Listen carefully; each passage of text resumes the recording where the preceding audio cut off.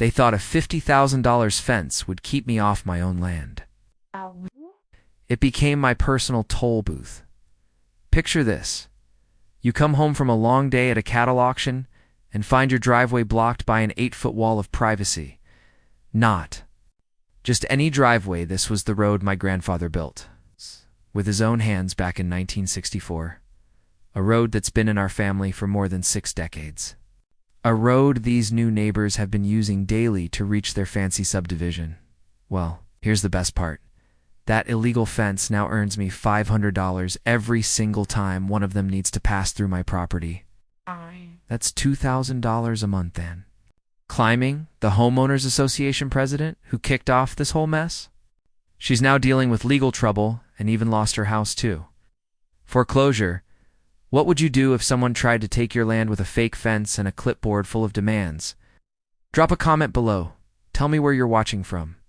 Ever had a run-in with a power-hungry HOA? Because trust me, this story is just getting warmed up. My name's Caleb Hartwell. I'm what you might call a dying breed, a third-generation cattle rancher in Redstone County, Texas. My grandfather bought this 240-acre spread in '62 with calloused hands and a dream bigger than his bank account. My father grew it with hard work and stubborn grit. And me? I've been fighting tooth and nail to keep it alongside my wife Lena, the best veterinarian in 3 counties, and our 2 college kids who still know how to put in an honest days. Our ranch sits at the dead end of Hickory Ridge Road, private gravel lane my grandfather built himself, hauling rocks in a beat-up old Ford that leaked more oil than it burned gas. Every morning at 5 a.m., I drive that same road in my dad's 1989 F250, coffee mug practically welded to the dash from years of Texas heat. That cab smells like diesel, worn leather, and honest labor. Everything these new neighbors seem allergic to. Here's where things took a turn. When Granddad built the road, he had community spirit in mind. The easement agreement was simple. Neighbors could use it to reach their properties. Help maintain it, but never ever restrict our families. Access. That worked fine for 40 years, till the newcomers arrived. Enter Margot Kingsley. Imagine someone with the polish of a corporate lawyer, but the pushiness of a neighborhood gossip, and a taste for control. She rolled into Silver Pine Estates, a brand new subdivision that sprouted at the end of our road like a weed. I first crossed paths with her at Hollis Hardware's Hardware, where she approached me mid-shopping trip. "Ezra, I have a generous offer for your establishment," she said, smiling like a cat sizing up a mouse. "Not for sale, ma'am. This land stays in the family." Her smile faltered, and her tone sharpened. "People like you don't understand progress. This area has tremendous potential." From that day on, the games began. I started getting violation notices in the mail, complaints about livestock smells, equipment noise before 7 a.m., even unsightly farm machinery visible from the road. Each letter was stamped with the HOA's little tree logo. I laughed, tossed them in the burn barrel, and kept working. But Vivian wasn't finished. Soon, there were community meetings, anonymous complaints in the local paper about falling property values, and whispers of incompatible land use. Funny thing, these complaints always came from folks who'd barely unpacked their moving boxes. Then came the Tuesday in November that changed everything. A prime black Angus home from auction, when I rounded the bend and slammed the brakes. There it was, 8 feet of solid fence stretching across Hickory Ridge. Road like a barricade. The fresh cut wood smell hit me just as I saw the sign. Private road, Silver Pine Estates, residents only. And there stood Vivian, clipboard in hand, flanked by 2 uncomfortable HOA board members. "This is a security improvement," she said, smiling like she'd just won. "You'll need to find another way in." I looked at that fence, thought about my grandfather laying every rock of this road, and felt my blood go from simmer to full boil. "This is my family's road, Vivian, built with my grandfather's." "Sweat was your road," she replied, smile like a knife. That was her mistake. First stop, Garrett Mills, the best property lawyer in 3 counties, and an old high school buddy. He looked over the paperwork and grinned. "They messed up big time. This 1964 easement agreement gives your family perpetual access and no HOA can touch that. Within hours, Garrett sent a cis and desist letter demanding the fence be gone in 48 hours. That was just the opening round in a fight they never saw coming. Vivian's response didn't come directly. It came through her Dallas lawyer friend, from some fancy firm that charged more per hour than I made in a week. Their counterargument? The easement had expired from non-use, and my cattle business counted as commercial traffic that didn't fit their precious residential standards. Then came the insult, their so-called compromise. One could apply for daily access permits, $25 each, filed 72 hours in advance, subject to community impact review. Translation: I'd need Vivian's blessing to drive on my own road to feed my own cattle over my dead body. That night, over leftover pot roast and my growing frustration, I vented to Lena. She just smiled that knowing smile and slid me a business card. Rodriguez, County Planning Department. He handled building permits. Now, years of flipping through fine home building magazine finally paid off. I knew every major construction project needed permits, especially fences over 6 feet tall. One anonymous call later. Inspector Rodriguez rolled up to Willowbrook's front gate like an unexpected audit. He took one look at that 8-foot monument to suburban spite and slapped a stop-work order on it faster than a rattlesnake strike. "Ma'am, you can't just build whatever you want without permits," Rodriguez told a red-faced Vivian. "Fence blocks an established easement and violates county setback requirements." The sound of her confidence cracking was sweeter than Lena's peach cobbler on a Sunday morning. But if I thought building codes would humble our HOA queen, I had underestimated the power of suburban entitlement. The next HOA meeting looked more like a war council, with Vivian declaring her fence sabotage and proposing an even grander plan: second fence on the actual property line. That's when the local ranching community decided it had enough of her urban cowgirl act. Saturday morning, my phone started buzzing before the rooster even woke up. By 6 a.m., 23 pickup trucks were lined up along County Road 47. Diesel engines idled like mechanical thunder, ready for what we politely called an educational convoy. Nothing illegal, just neighbors supporting neighbors exercising their right to drive on public roads and express themselves through the ancient art of honking. The blast of 24 air horns at exactly 6:15 a.m. rattled windows and egos alike. I swear, it was enough to make a grown man tear up. Within minutes, Vivian was on the phone to Sheriff Patterson, demanding arrests for noise terrorism. The sheriff, barely hiding his amusement, told her, "Ma'am, honking isn't illegal. On county roads, maybe invest in better windows or earplugs." That afternoon, I decided my cattle could use a little educational exercise too.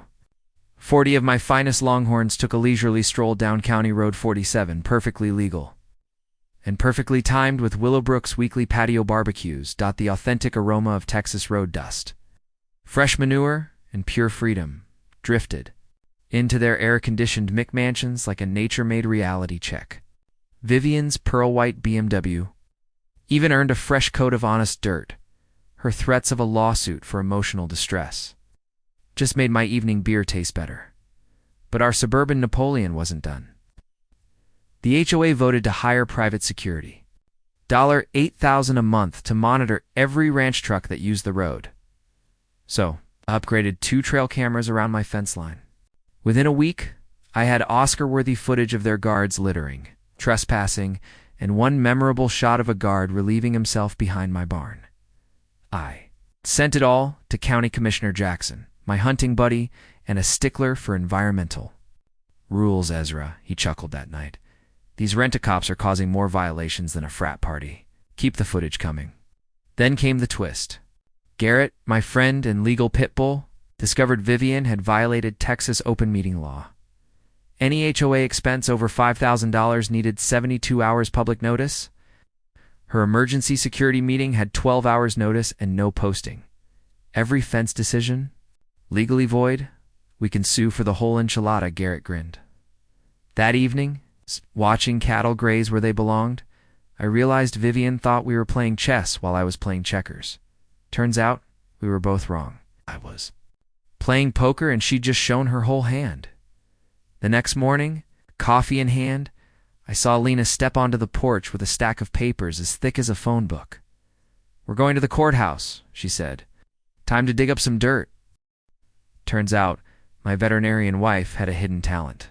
She'd grown up helping her father with land surveys and knew how to read deed records like a detective novel.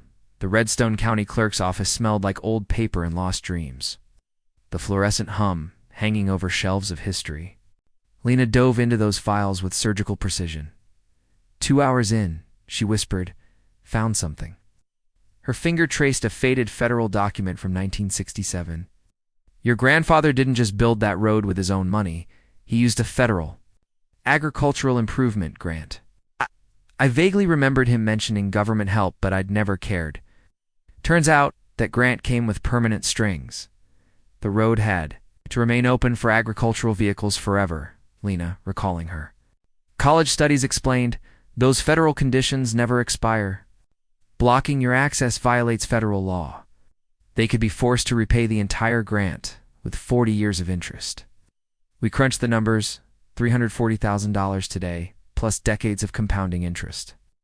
Vivian's fence might be the costliest. Mistaken Redstone County history. But while we were loading our legal cannon, Vivian played dirty, hiring a Dallas Pie to dig up dirt on my family. All he found? A minor cattle waste runoff violation from 1995. $800 fine. Handled decades ago, Vivian waved it around at the next HOA meeting like she'd uncovered Watergate, threatening to call the EPA unless I cooperated. "Go ahead," I told her. At the grocery store, loud enough for half the town to hear. The statute of limitations expired when Clinton was still president.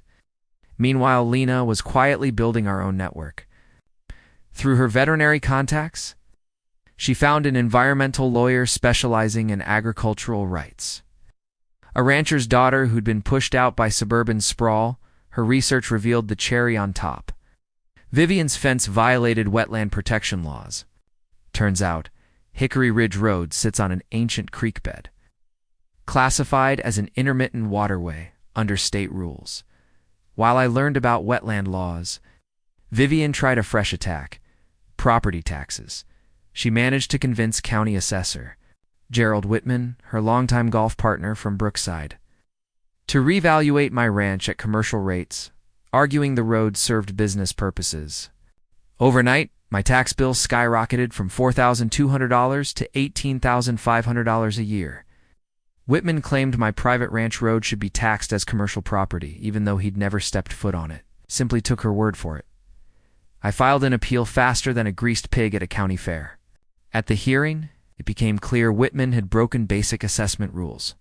He'd never done the mandatory on-site inspection. Another violation to add to our growing list. But then came the jackpot. Late one night, Lena was digging into her background for our lawyer when she found something incredible. This woman wasn't just a retired attorney, she was a disbarred attorney. The California State Bar had stripped her license in 2018 for stealing $250,000 from an elderly client's trust account. She'd moved to Texas, somehow gotten a new bar number under slightly different credentials. But the criminal conviction was still there, black and white. "She's been practicing illegally this whole time," Lena said, turning her laptop toward me.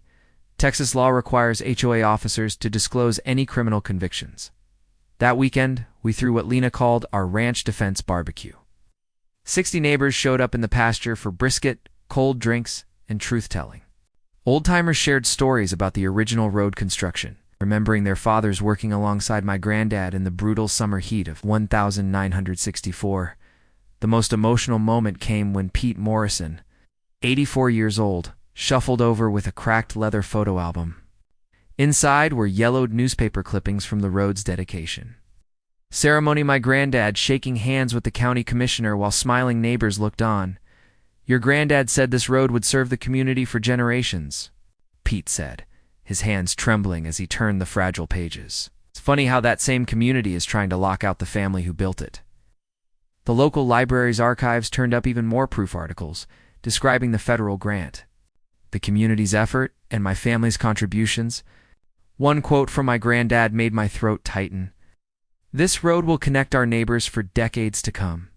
Meanwhile, She was bleeding support in her own HOA. Residents revolted when she demanded $5,000 per household for legal expenses. The treasurer quit after discovering shady dealings in a fence contract. Turns out her brother-in-law owned the company. Then Garrett found out she had never disclosed her disbarment to the board, opening her up to personal liability for every single decision she'd made. She's not just wrong, I told Lena one evening.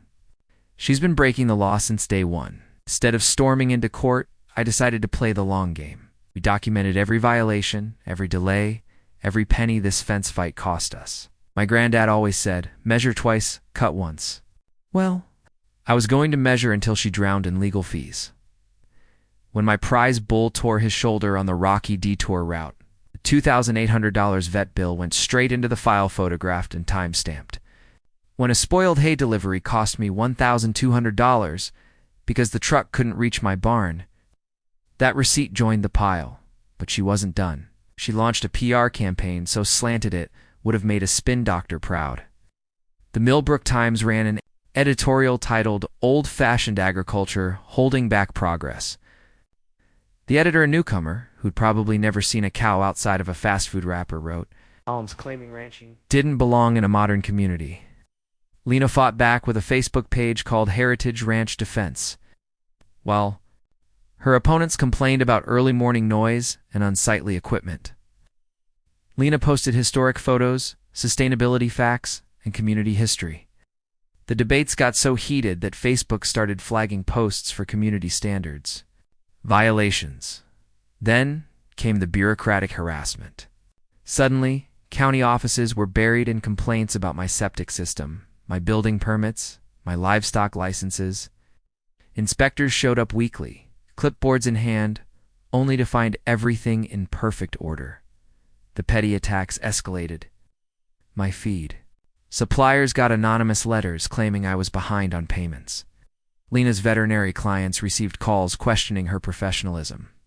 The phone started ringing at all hours hang-ups in the middle of the night. I responded by installing professional-grade cameras with live streaming. Within days, I caught HOA board members photographing my ranch from the fence line directed by her like some wannabe spy master. Under Texas law, repeated surveillance for intimidation counts as harassment. Then she tried the insurance angle. Calling my liability carrier to claim my cattle operation was a fire risk to nearby homes, and that was her final mistake. She argued that livestock operations required special insurance coverage and higher premiums because of wildfire risks. But when the investigator arrived, a third-generation rancher from Latche took one look at my fire prevention measures and renewed my policy at a lower rate. "Best fire safety I've seen in years," he said. "Grazed pastures," he explained, act as natural fire breaks. Community support kept building despite Vivian's relentless pressure campaign. The Texas Cattlemen's Association donated $15,000 to my legal defense fund after hearing my story. A regional agricultural newspaper ran a feature titled Family Ranch Under Siege, and state legislators began receiving calls from agricultural lobby groups. Vivian, however, was feeling the financial strain. HOA legal bills had blown past $40,000, and special assessments were about as popular as a tax hike. Homeowners demanded detailed expense reports, and the new treasurer uncovered shady dealings in fence contracts, smelling strongly of kickbacks. The breaking point came when my ranch hand, Miguel, got hurt taking the dangerous detour road. Truck hit a washed-out section, causing a serious back injury that required surgery and months of workers' compensation. Vivian's insurance company suddenly had uncomfortable questions about how her fence created hazardous conditions. Standing in the hospital waiting room while Miguel was in surgery, something inside me snapped. 40 years my family's worked this land without hurting anyone, I told Lena. Now she's putting people in danger just to win a power game? Lena's anger ran colder but deeper. Vivian had crossed a moral line when she threatened to sic immigration enforcement on our workers. All of them were legal residents with proper documentation, but the threat revealed an ugliness beneath her polished manners. Even some HOA board members distanced themselves after that. Property disputes were one thing. Ethnic intimidation was another. Then came the breakthrough. Garrett's paralegal discovered liens on Vivian's property, $180,000 in credit card debt, missed mortgage payments, and a hidden bankruptcy. Suddenly, it all made sense. She wasn't fighting for principle, she needed my ranch sale to fix her own financial mess. The next morning, County Inspector Rodriguez showed up at Willowbrook with violation reports. $25,000 in fines for unpermitted electrical work, improper fence installation, and building code violations. I hadn't called him. Turns out when you push people too far, some push back. 3 HOA board members resigned that same day, calling for an independent audit. The real game changer came on a rainy Thursday. Garrett's paralegal, Lisa, called, with a voice full of barely contained excitement. "Mr. Thornfield, you need to get down here right now. We found something big." Lena and I drove through the drizzle to Garrett's office, where Lisa had spread documents across the conference table like evidence in a crime case. She pointed to a misfiled folder in the property records. "Original Willowbrook development. Agreement," she said. "Filed in 2019. Stuck in the wrong cabinet." Garrett picked up the key documenta, conditional use permit, allowing residential development on agricultural land. His eyes lit up as he read Section 12 aloud. "Developer agrees to maintain agricultural compatibility and shall not restrict or interfere with existing agricultural operations." Lena leaned forward. "Meaning what?" That. "Meaning," Garrett replied. "If the HOA restricts your ranching, the entire development permit is void. The county could revoke occupancy for all 127 homes. It was the nuclear option. Vivian's fence didn't just violate my rights, it could force every family in Willowbrook to move out." The evidence got worse. Lisa produced old correspondence, showing Vivian had known about this clause from the start. Her Dallas law firm had represented the original developer. She had concealed the truth from both the HOA board and residents. That's legal malpractice and a breach of fiduciary duty. Lena's banking friend added. Another layer: Vivian's mortgage was already in default, foreclosure looming in 90 days. An insurance fraud investigation had frozen her assets. Text messages from a disgruntled HOA member revealed she'd been working with a commercial developer to flip the whole area into a strip mall, pocketing $50,000 for her role. Even her own private investigator switched sides, giving us copies of all surveillance reports, saying he couldn't stomach what she was doing anymore. The environmental angle was equally damning. A professional wetland survey showed her fence blocked natural drainage, sending spring floods toward my property, violating state water laws and risking $50,000 EPA fines. I leaned back in Garrett's chair, realizing we didn't need to win a drawn-out court battle. We just had to outlast her. Every day the fence stayed up increased the HOA's liability while her finances collapsed. Insurance companies were already canceling policies. A whistleblower had sent her financial records to every Willowbrook resident. People began to see the truth. HOA money had funded a personal vendetta, not community improvement. And Lena's research uncovered yet another blow. Children in Willowbrook with livestock allergies were actually improving with limited exposure to ranch animals. Pediatric studies backed it up, undercutting every health argument she'd used. Against us, I looked at Lena. We hold all the winning cards: legal, financial, environmental, community. She touched my arm. "The question is, what do we do with him? We're not them, Ezra. We win with dignity." She was right.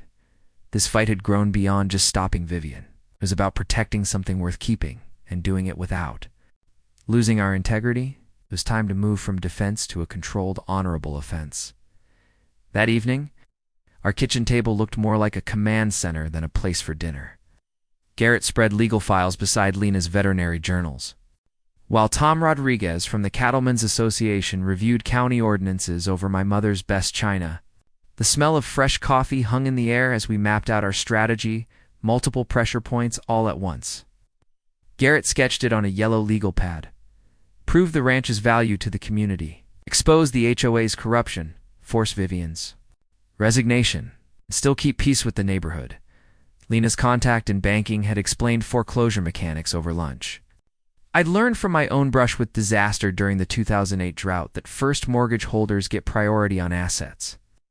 But with creative financing, we could possibly buy Vivian's debt at a discount, controlling the foreclosure timing, helping our neighbors avoid a drop in property values, and solving our problem in one move. The next morning, the documentation project began. I hired Jensen Surveying to map every easement with GPS precision, then brought in a drone operator to capture aerial shots of the fence's illegal placement. The Historical Society provided 1960s photos for comparison. Even Judge Hartwell's aging eyes could follow. Lena launched her outreach campaign with the same energy she gave to saving sick animals. She started hosting heritage ranch tours on weekends. Neighbors came to learn about sustainable agriculture, local food production, and responsible land stewardship. The smell of fresh milk and samples of grass-fed beef converted more people than any legal argument could. 15 families signed our petition after hearing Lena explain how rotational grazing improved both water quality and soil health. Mrs. Lee Patterson from Elm Street even asked about buying beef directly, tired of grocery store meat that tasted like cardboard and regret. Meanwhile, Garrett built what he called our legal multiplex strategy. Complaints filed in different places. All at once, federal agricultural grant violations to spark a Treasury investigation, state wetland violations for environmental enforcement, county building code violations forcing immediate fixes, and an HOA internal lawsuit for breach of fiduciary duty to put Vivian in personal legal trouble. At the ranch gate, installed professional grade scales to record exact weights and times for every delayed delivery. Time-lapse cameras showed cattle grazing calmly, feed trucks arriving, and Lena's veterinary clients coming for appointments, proof that our traffic was honest agricultural work, not a nuisance. Our allies grew like ripples in a pond. The Texas Cattle Raisers Association officially backed us, matching every dollar in our legal fund. The Farm Bureau provided research, the State Agricultural Department offered mediation, and the local Chamber of Commerce supported us as a heritage tourism site. Community donations pushed our war chest to $35,000.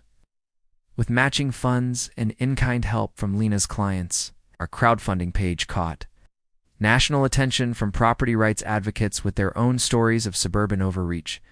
Professional photographers documented fence damage. Soil samples proved drainage had been disrupted. Traffic studies showed heavy wear on detour roads. An insurance adjuster calculated ranch damages at $78,000 every delay. Every injury, every stress-driven. Lena studied Vivian's behavior like a vet diagnosing a complex case. The pattern of escalating harassment, threats, and intimidation fit someone buckling under financial pressure. We secured an expert witness, a psychologist specializing in neighbor harassment, to testify. The regulatory pressure rolled out. Like coordinated artillery, a state bar investigation for unlicensed legal work. The county DA looking at possible fraud in HOA funds. The IRS questioning tax-exempt status with documented violations. Every oversight agency got its complaint at the same time. Technology became our second set of eyes. Motion-activated cameras covered 12 points along the fence. GPS trackers on ranch vehicles logged detour times and fuel costs. A smartphone app recorded every minute of blocked access. Professional sound equipment measured real noise levels compared to Vivian's complaints. We built multiple exit plans. A legal win could set a model for other ranchers. A settlement could lock in protections. If we had to move, we'd secure ironclad easements. Legacy planning included easement clauses to protect the land forever. Finally, Garrett filed the big 1-hour federal lawsuit. 340 pages of evidence, a video appendix, expert witnesses lined up, depositions ready, and a preliminary injunction hearing set in 45 days. That evening, I stood on the porch watching cattle graze the pastures my grandfather had worked with his own hands. The smell of mesquite smoke drifted from Lena's barbecue pit as evening birds sang in the oak trees. "Granddad built this road himself," I told her when she joined me. She squeezed my shoulder and said softly, "He'd be proud, not just of the fight but the principle." Tomorrow, We'd find out if David could still beat Goliath this time with better lawyers and a Goliath tangled in bankruptcy. But cornered animals are the most dangerous. Vivian was about to prove that rule. The sabotage began just past midnight. On a Tuesday, I woke to the sound of cattle bawling, a sound that launches any rancher out of bed faster than a fire alarm. Barefoot but for my boots, flashlight cutting the dark. I found the water lines slashed and the tanks bone dry. 30 head of thirsty cattle in the August heat isn't just expensive, it's dangerous. While Lena called our emergency water service, I went straight to the security cameras. The footage was crystal clear. A figure in dark clothing at the fence line. Bolt cutters flashing under the infrared light. Sheriff Patterson arrived at dawn, face set in a grim line, carrying evidence bags. Ezra, these cutters have clear fingerprints. They match Vivian Blackwood's from her driver's license renewal. Within hours, criminal charges were filed: destruction of property and agricultural terrorism. In Texas, interfering with livestock operations is a serious crime, especially when it puts animals at risk. But this midnight sabotage was only the first shot in Vivian's desperate war. By morning, anonymous flyers spread across Millbrook, accusing our ranch of contaminating the local water supply. The health department received sudden, anonymous reports about unsafe waste management and potential E. coli contamination. Lena was blindsided when the state veterinary board notified her of a formal complaint, accusing her of unsafe practices. And unsanitary conditions? The accuser? A fake name tied to a Dallas phone number, pure fabrication? But the investigation was real and threatened her license. The pressure mounted. Manted early repayment of my equipment loans, $60,000 immediately. The loan officer apologized, blaming policy changes, but I wasn't fooled. Vivian's brother-in-law worked at the loan servicing company. It reeked of a conflict of interest. To meet the sudden deadline, I had to sell 12 prime cattle at a Los Animals. I'd planned to keep through winter. Friday morning brought the most bizarre attack yet. Dead fish floated in Cottonwood Creek. Downstream from our ranch, the EPA inspector, a sharp young woman from Austin, took one look and burst out laughing. "Sir, these are red snapper and flounder, saltwater fish, 50 miles from the Gulf. Someone had planted them overnight in an attempt to frame us for environmental violations, a stunt that now carried serious federal fraud charges." Then came Vivian's legal Hail Mary. An emergency restraining order claiming our cattle were a public safety threat, complete with suspiciously fresh photos of broken fences. Judge Morrison, a former rancher, reviewed the evidence over lunch. "Counsel," he said, "these cattle have been here 40 years without one incident.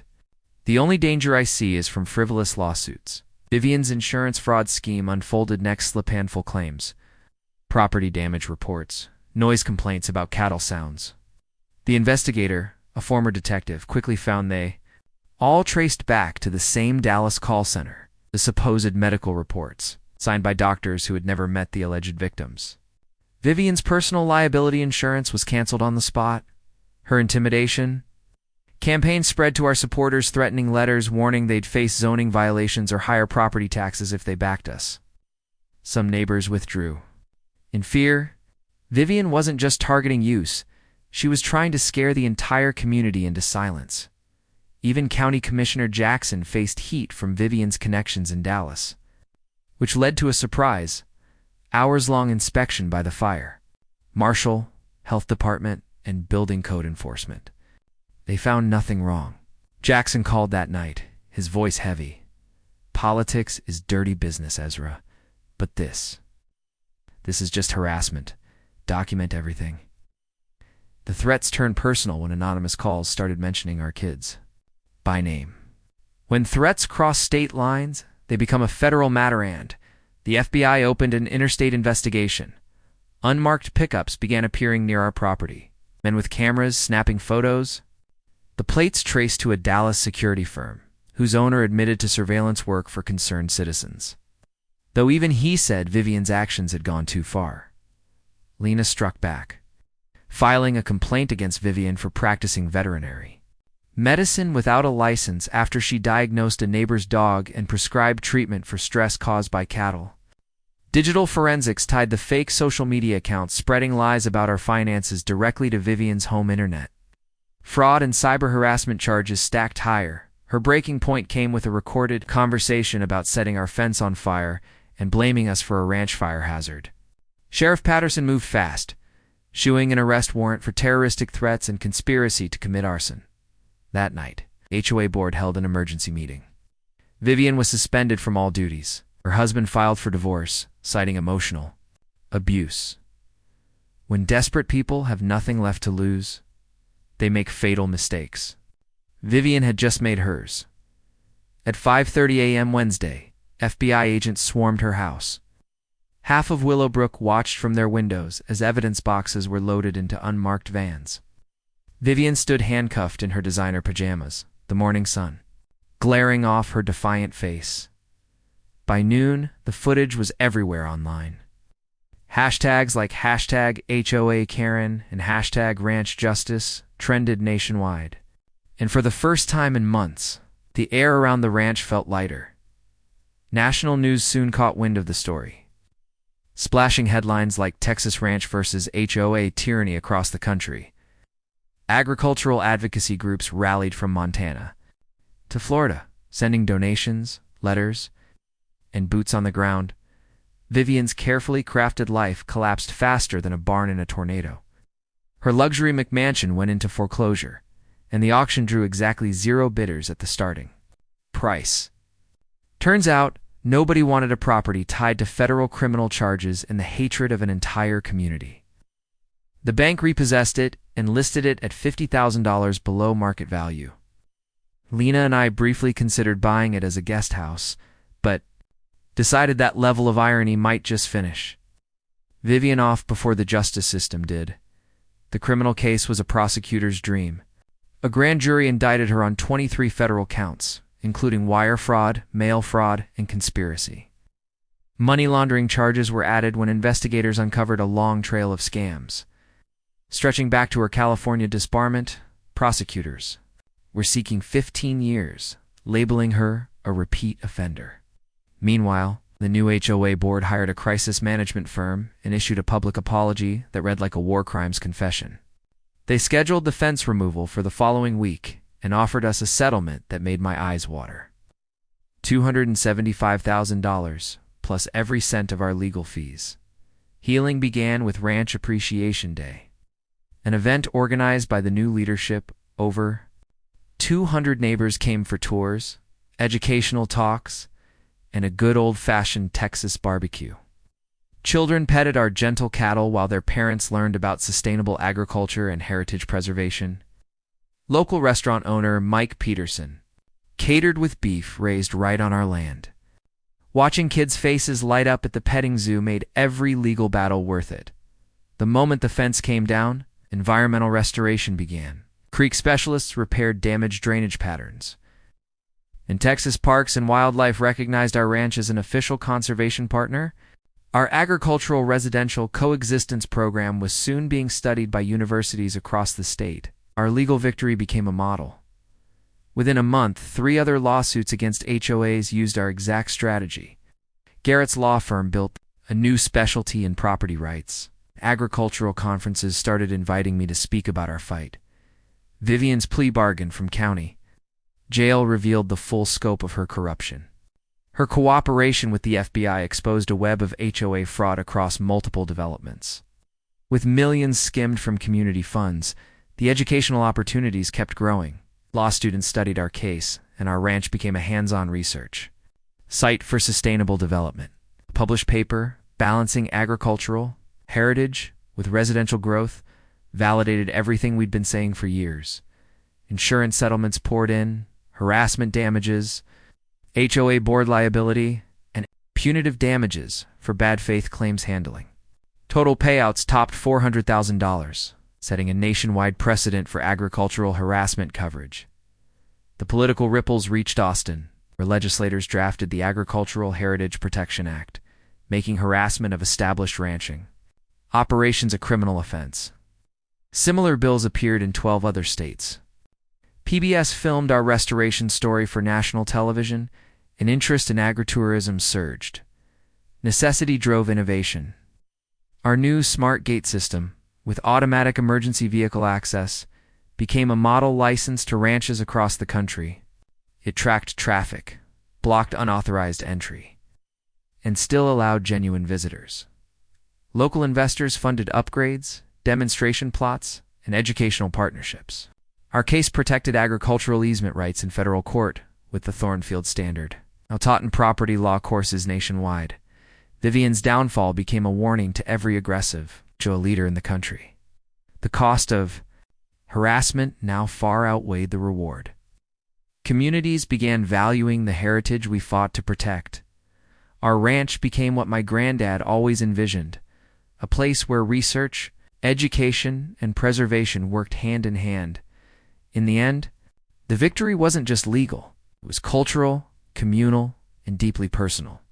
Vivian had become a cautionary tale told in legal seminars and HOA meetings coast to coast. What happens when suburban entitlement collides with rural determination and better lawyers? As we've prepared for the town hall that would officially close this chapter, I realized we'd done more than just win. We had preserved something worth saving and built something stronger. Justice, as they say, was about to be served. Texas style. The Redstone County Community Center hadn't seen a crowd like this since the high school football team took state back in 1989, over 400. People packed into a space built for half that number, with folks lining the walls and spilling into the parking lot, where speakers carried the sound to the overflow outside. The smell of fresh coffee from the kitchen mixed with the tension, so thick you could cut it with a hay knife. Local news crews jostled for space alongside agricultural reporters and property rights bloggers. Camera flashes popped like fireflies on a summer night as people found their seat-sold folding chairs creaking under the weight of history, Lena. And I sat in the front row, surrounded by 3 generations of ranching families who had driven from across East Texas to witness justice in person. Behind us sat the new HOA Board 5 neighbors, wearing the look of defendants at their own trial, seeking redemption for their community's mistakes. County Commissioner Jackson took the podium first, holding a document for decades in the making, the Agricultural Heritage Preservation Resolution, honoring the Thornfield family's 6 decades of service to the community and permanently protecting established agricultural operations. Applause roared like rolling thunder, echoing off the cinderblock walls for 2 solid minutes. Lena wiped away tears. The first public vindication after months of harassment, threats, and sleepless nights, wondering if we'd lose everything my grandfather built. Martha Hendricks, the new HOA president, stepped up next. Her hands trembled like autumn leaves as she read a formal apology signed by all 127 homeowners.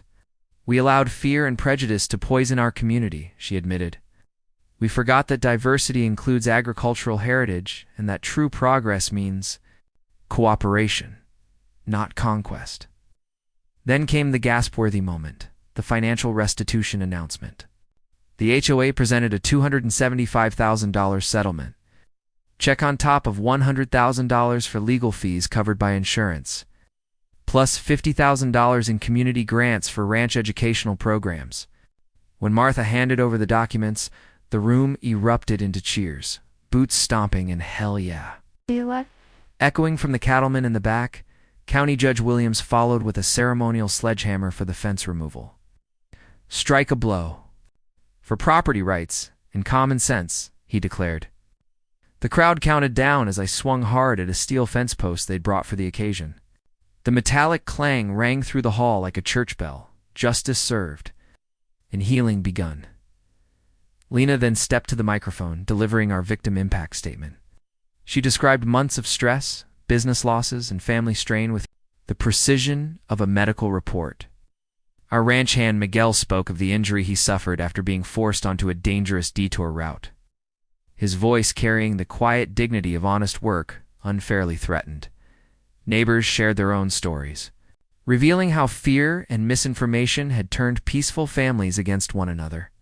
Tissue boxes passed through the crowd as Sheriff Patterson detailed 47 separate criminal complaints. An FBI agent Morrison revealed that $2.3 million had been embezzled from multiple HOAs across Texas. Vivian's so-called leadership had, in fact, been a multi-development criminal enterprise. Agricultural Extension Agent Rodriguez gave a clear, visual presentation on easement law and the benefits of working farms to rural communities. His message rang true. Agriculture strengthens both the economy and the culture, and its heritage is worth protecting. National Public Radio recorded the event live. Agricultural magazines snapped photos of neighbors hugging, and blogger Jennifer Walsh live-streamed to 15,000 viewers, declaring, "This is what democracy looks like in rural America." Then came the moment that brought the room to its feet. My 89-year-old uncle, one of the original crew who helped my grandfather build Hickory Ridge Road back in 1964, had driven down from Oklahoma. His weathered voice carried across the room. "We built that road for the whole community. Every rock, every load of gravel, every drop of sweat was for neighbors helping neighbors." The standing ovation lasted 5 full minutes. 2 generations of Thornfield determination stood together, united in victory. Cameras rolled as we signed the new Good Neighbor Agreement tranche and HOA alike, pledging cooperation, shared road, maintenance, agricultural education for years to come. The local high school FFA chapter presented us with a conservation award, and their young voices promised to continue protecting our farming heritage. The resolution vote was unanimous. The Agricultural Heritage Protection Resolution became county law, ensuring future generations of ranchers would be shielded from harassment. When it was my turn to speak, I thought of my grandfather's words. "This land will serve the community forever." Looking out over that packed room now filled with hope instead of fear, I knew he was right, though none of us could have imagined it would happen like this. The applause was thunderous, the standing ovation long and heartfelt. Justice, Texas style, had been served with dignity intact and the community stronger than ever. 6 months later, I'm sipping coffee on my porch, watching cattle graze where they've belonged for 60 years. Hickory Ridge Road hums with the smart gate system that's now a national model protecting privacy, ensuring access, and reducing traffic by 40%. The shared maintenance agreement has upgraded the road. Beyond anything we could have managed alone, the ranch has transformed in ways we never dreamed possible. Agricultural tourism now brings in over 200 visitors a month for our heritage ranch. Weekends, with waiting lists stretching well into next year. Income from hands-on workshops in sustainable ranching and property rights has freed us from relying solely on cattle prices or worrying about the weather. Since resolving the conflict, Willowbrook's property values have risen by 8%. Turns out, authentic rural charm attracts families looking for balance, not just rows of cookie-cutter houses. Henderson's restaurant now features our ranch-sourced menu, and our success with agricultural tourism has become a model for small towns everywhere. Meanwhile, Vivian is serving 18 months in federal prison, followed by 3 years of probation, and owes $850,000 in restitution to multiple victims. Her professional licenses are gone for good, and her case is now taught in legal ethics classes as a warning about what happens when arrogance meets federal law. Our legal fight left a powerful legacy. The Thornfield Standard for Easement Protection is now cited in 23 agricultural rights cases across the country. Law schools study our case, and advocacy groups use our strategy to push for new legislation. Texas A&M even uses our ranch as a demonstration site, while researchers study it as a working model for peaceful coexistence between agriculture and development. Restoring the Creek earned U.S. State Environmental Awards and brought deer, turkey, and migratory birds back in numbers I haven't seen since I was a kid. The wetland designation shields our land from future threats, while carbon credit programs provide new income streams. The sweetest victory has been the healing of our family. Lena's veterinary practice is thriving with full community support, and our kids are proud of the stand we took. The sleepless nights and health problems from the fight are gone. With part of the settlement, we created the Agricultural Heritage Education Foundation, offering scholarships to rural students studying agriculture, law, or environmental science.